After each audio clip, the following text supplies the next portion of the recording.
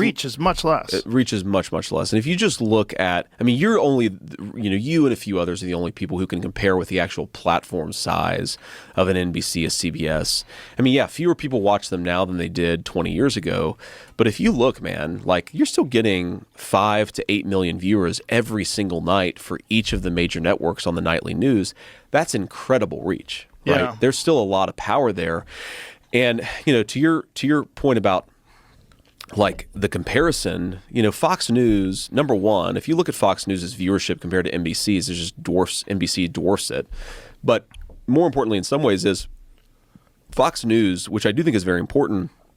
But yeah, they have a right of center bias, certainly. I will admit that. But if you look at how much Fox News is covering the left fairly versus the right, it's much more balanced than like an NBC.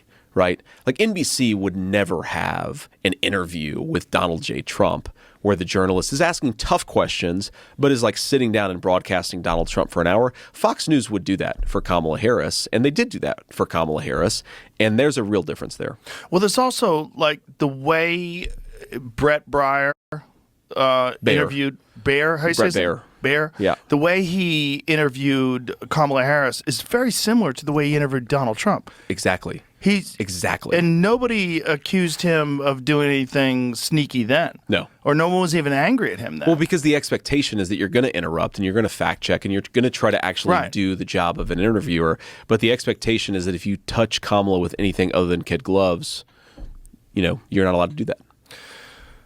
But I think most people are upset. It's one of the reasons why the movement is so, the movement towards Trump, they're so enthused